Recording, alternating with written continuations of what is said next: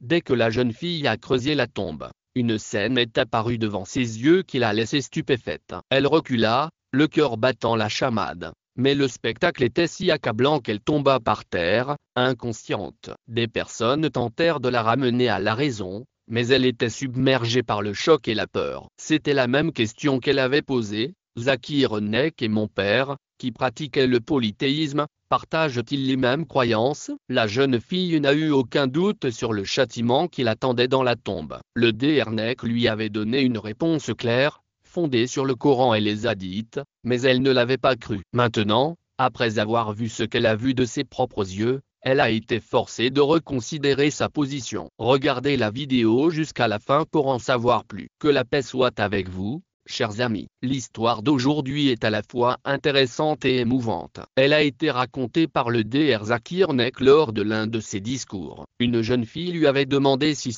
le père décédé subirait un châtiment dans la tombe car il avait été un homme cruel. Il est mort en état de péché. Qu'a répondu le Dr Nek? La jeune fille a reçu une réponse claire, basée sur le Coran et les hadiths. Vous découvrirez la réponse à la fin de cette histoire vraie. Écoutons l'histoire en détail. Ne manquez pas de regarder jusqu'à la fin. Le Dr Zakir Nek donnait un cours lors d'une conférence. Comme à l'accoutumée, les gens lui posaient diverses questions. L'une d'entre elles émanait d'une jeune fille qui demandait: mon père pratiquait le polythéisme et est décédé dans cet état. Sera-t-il puni dans la tombe? Le Dr Nek a écouté sa question et lui a donné une réponse basée sur le Coran et les hadiths. Il lui a dit qu'Allah a déclaré dans le Coran que le shérif est un péché qu'il ne pardonne pas si quelqu'un meurt sans s'en être repenti. Si une personne se repent avant sa mort et revient sur le droit chemin, Allah est miséricordieux et pardonne. La jeune fille a demandé: cela signifie-t-il que mon père sera puni dans la tombe? Le Dr Nek a expliqué que pour ceux qui meurent en état de choc, il n'y a pas d'autre espoir que le châtiment dans la tombe. En entendant cela, la jeune fille est partie en colère, comme si quelque chose lui était soudainement venu à l'esprit. Les personnes qui entouraient le Dr Nek lui ont dit que la jeune fille avait l'intention de déterrer la tombe de son père pour confirmer ce qu'il avait dit. Le Dr Nek était triste, mais il a dit que si c'est ainsi qu'elle veut croire,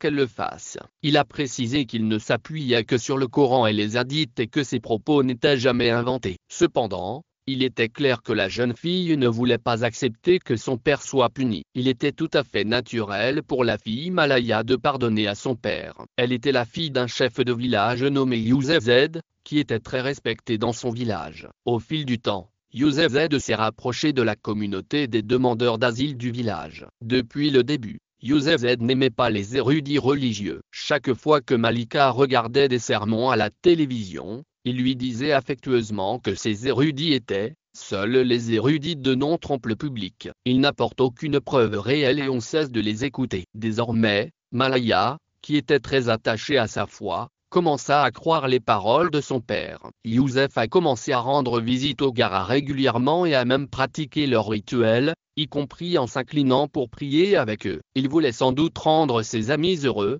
mais ses actions étaient considérées comme du shirk. Mala, âgée d'1 an, était très perturbée. Elle a essayé de convaincre son père d'abandonner ses pratiques et de revenir dans le droit chemin, mais Yuszi a rejeté ses efforts en disant qu'Allah aime beaucoup ses serviteurs et qu'il lui pardonnera. Malaya a répondu: mais j'ai entendu le Dr Zakir Nek dire que le fait d'associer des partenaires à Allah est du shirk, ce qui est considéré comme de la mécréance. Ceux qui le font seront punis même après leur mort. Youssef Z s'est moqué d'elle. Mala se fâche contre les discours du Dr Na et commence à penser que les paroles de son père sont tout à fait correctes. Son ami, qui venait d'une famille religieuse, lui disait souvent: ton père est sur le mauvais chemin. Convainc-le de revenir à Allah. Mala faisait taire son ami en lui disant: Allah pardonne à ses serviteurs. La femme de Youssef Z était sage. Elle supportait les actions de son mari en silence, priant en privé sans dire grand-chose devant lui. Elle savait que son mari trompait leur fille, mais la peur l'empêchait de parler. Lorsque Youssef Z s'est rendu compte que l'ami de Malaya l'influençait, il a empêché sa fille de la rencontrer. Un jour, un ami chercheur a suggéré à Youssef Z que ses enfants allaient dans une bonne école et qu'il devrait y inscrire sa fille également. Youssef Z a accepté et a inscrit Mala à l'école Saek, où les enfants suivaient les rituels Seek au fur et à mesure que Malaya grandissait. Elle s'est éloignée de sa foi, influencée par le mode de vie de son père. Zi entretient des relations étroites avec la communauté Seek afin de conserver ses terres et la direction du village. Un jour, la mère de Malaya a découvert que Zi s'était officiellement convertie au sikhisme lorsqu'elle a trouvé des documents sur sa religion. Inscrit sur la liste des Seek, son monde s'est effondré. Malaya a remarqué la détresse de sa mère et lui a demandé « Pourquoi es-tu si bouleversée, maman ?» Sa mère lui explique en pleurant « Ton père a quitté l'islam », explique-t-elle en larmes. Mikika a essayé de la réconforter en lui disant que ce n'était qu'un morceau de papier, un changement d'étiquette. C'est juste un bout de papier, un changement d'étiquette. Cela ne change pas qui nous sommes. Mais les choses ont pris une tournure sérieuse lorsque Mikika a découvert que son père avait arrangé son mariage avec le fils d'un de ses amis Seek,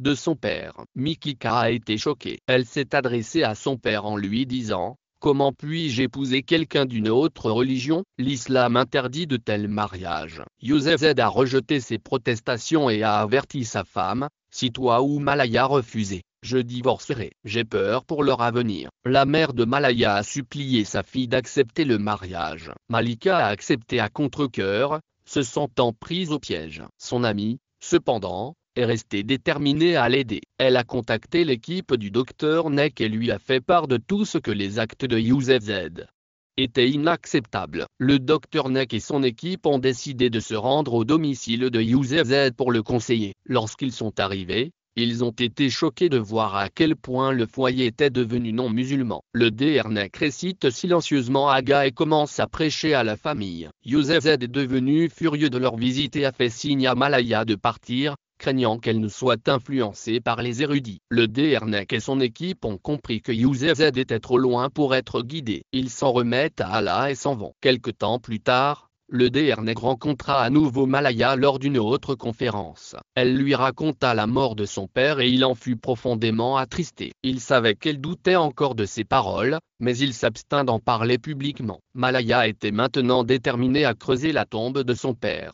Elle se dit « Je dois voir par moi-même si les paroles du DRN sont vraies ou si elles sont sans fondement. Pourquoi Allah punirait-il son serviteur si sévèrement ?» Voici la traduction directe en anglais de la dernière partie de votre texte. Elle se dirigea vers le cimetière. Le Dr Zakir Nek a dit à tout le monde de ne pas l'arrêter. Laissez-la faire ce qu'elle veut, qu'elle le confirme par elle-même. Peut-être que lorsqu'elle verra de ses propres yeux le châtiment de la tombe, elle finira par y croire. Malaya se précipita sur la tombe de son père. 2 mois s'étaient écoulés depuis la mort de son père. La mort peu après la visite de l'équipe du Dr Zakir Nek pour les guider. Youssef Z a décidé de marier sa fille à la recherche le plus rapidement possible. Craignant qu'elle ne revienne sur le droit chemin et refuse le mariage, il lui a retiré son téléphone et tout ce qui pouvait la reconnecter au sermon du Dr Zakir Nek, dans l'espoir de couper court à son éveil spirituel. Cependant, le destin avait autre chose en réserve. Les préparatifs du mariage de Malika étaient en cours. Son amie a le cœur brisé et continue de prier pour un miracle. Elle voulait que Mikika se rende compte de la vérité et qu'elle comprenne comment son père l'égarait. Il protégeait sa richesse et évitait de diviser ses biens. Mala est restée aveuglée par son amour pour son père. Elle s'est éloignée de sa foi. Puis, Youssef Z a été attaqué par l'ami chercheur auquel il avait fait confiance. Son corps sans vie a été abandonné dans un endroit isolé. Seek l'a tué et s'est enfui. Pendant ce temps, Malaya et sa mère l'attendaient anxieusement à la maison. 2 jours se sont écoulés sans qu'aucune trace de lui n'apparaisse. Désespérée, elle quitte la maison pour partir à sa recherche et tombe par hasard sur son corps dans cet endroit désert. Le spectacle les a horrifiés. Ils entendent leurs propres cris. Les villageois se rassemblèrent et murmurèrent « Je demande pardon à Allah ». Certains s'enfuirent immédiatement. D'autres s'enfuient immédiatement. Ils regardent, incrédules, personne ne voulant s'approcher du corps sans vie. Il disait qu'il avait abandonné sa foi et commis le shirk. Il ne voulait pas aider une personne qui s'était détournée de l'islam. Malaya et sa mère ont dû enterrer Youssef Z toutes seules. Elles ont réussi à l'enterrer, mais les pensées de tout ce que Malaya avait entendu du Dr Zakir Nek la hantaient. Elle se demandait, la tombe de mon père est-elle aussi punie? Ces pensées la remplissent de peur. Si elle mourait dans le même état, Serait-elle aussi punie dans sa tombe? Elle aimait profondément son père et l'idée qu'il soit tourmenté troublait son cœur. Sa mère a essayé de la consoler en lui disant: ton père sera puni pour ce qu'il a fait. Elle t'a empêché d'écouter les sermons du déer Zakir Nek parce qu'elle craignait que tu ne refuses d'épouser le sec. Mais le déer Zakir Nek dit toujours la vérité, en se référant au Coran et aux hadiths. Même après avoir entendu les paroles de sa mère, Mala n'arrivait pas à y croire. Désespérée, sa mère a tendu la main à l'ami de Mala et lui a dit: s'il te plaît, guide ma fille. Suivez les enseignements du docteur Zakir Naik. Je sais que son père l'a éloignée de la foi, mais vous êtes le seul à pouvoir la ramener sur le droit chemin. L'ami de Mala a recommencé à lui donner régulièrement des cours sur l'islam. Malika était obnubilée par une question: mon père est-il vraiment puni dans la tombe? La pensée de la souffrance de son père la tourmentait. Elle ne pouvait supporter l'idée que son âme soit punie. Son ami tenta de la rassurer en lui disant: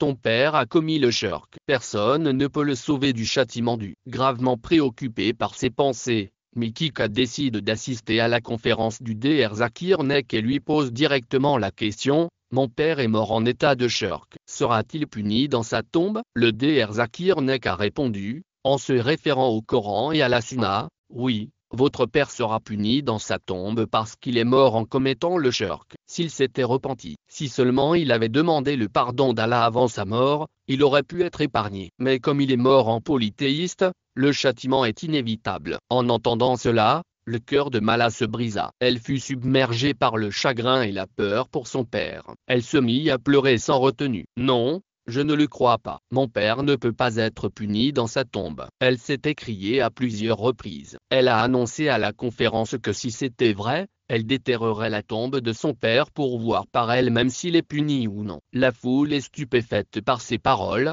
mais certaines femmes tentent de l'arrêter. Malika la supplie, mais le déer Zakir Nek leur fait signe de se rasseoir et leur dit: laissez-la, peut-être qu'elle croira. Malaya a couru jusqu'au cimetière pour se rendre compte par elle-même. Elle est déterminée à découvrir la vérité. Elle commença à creuser la tombe de son père à sec. La terre glissait entre ses doigts tandis qu'elle travaillait sans relâche. Soudain, elle a crié. Plusieurs personnes dans le cimetière essayèrent de l'arrêter, mais elle ne voulut rien entendre. Lorsqu'elle jeta un coup d'œil dans la tombe, elle vit. Elle recula, tremblante d'horreur. À l'intérieur de la tombe, elle fut témoin d'une scène terrifiante de tourment. Elle eut l'impression qu'une voix criait, comme si l'âme de son père hurlait: ma fille, sauve-moi, sors-moi d'ici, donne-moi une autre chance de vivre. Je ne ferai plus jamais les mêmes erreurs. S'il te plaît, aide-moi. Les sons résonnaient dans ses oreilles, comme si l'esprit de son père l'implorait: Mala, ma fille, sors-moi d'ici. Ce feu me brûle, je ne peux plus supporter ce tourment. Accablée par ce qu'elle voyait, Mala perdit connaissance. Oh Allah, pardonne-moi car j'ai été mal orientée. Je refuse de croire les vérités clairement énoncées dans le Coran. Elle continua à prier pour le pardon et sa mère remercia Allah que sa fille ait retrouvé le chemin de la foi. Mala a honte d'avoir douté des paroles du déer Zakir Nek. Elle se rendit compte que son père l'avait induite en erreur depuis le début. Après cette vie, Malaya a assisté à une autre conférence du déer Zakir Nek avec son ami et a partagé son histoire. Elle a raconté à tout le monde qu'elle avait douté de ses enseignements, mais qu'elle avait découvert la vérité après avoir été témoin de la punition infligée à la tombe de son père. Malaya et sa mère ont quitté le village, qui était tombé sous le contrôle de ceux-là même qui avaient trahi son père. Le Z de Youssef s'était écarté du droit chemin, donnant à l'ennemi l'occasion de prendre l'avantage sur lui. Il avait abandonné sa foi, et peut-être que les choses auraient été différentes s'il ne l'avait pas fait. Mes amis, voici l'histoire d'une jeune fille que son père a détournée du droit chemin à la recherche de gains et de richesses terrestres. Cette jeune fille, qui croyait autrefois aux enseignements du docteur Zakir Nek et d'autres érudits, a été induite en erreur par l'influence de son père. Son père a obscurci son jugement, l'amenant à douter des érudits et à s'éloigner de sa foi. Cependant, après avoir été témoin direct de la vérité, Mala est revenu sur le droit chemin et a renforcé sa foi. Je prie pour qu'Allah nous maintienne tous fermement sur le chemin de la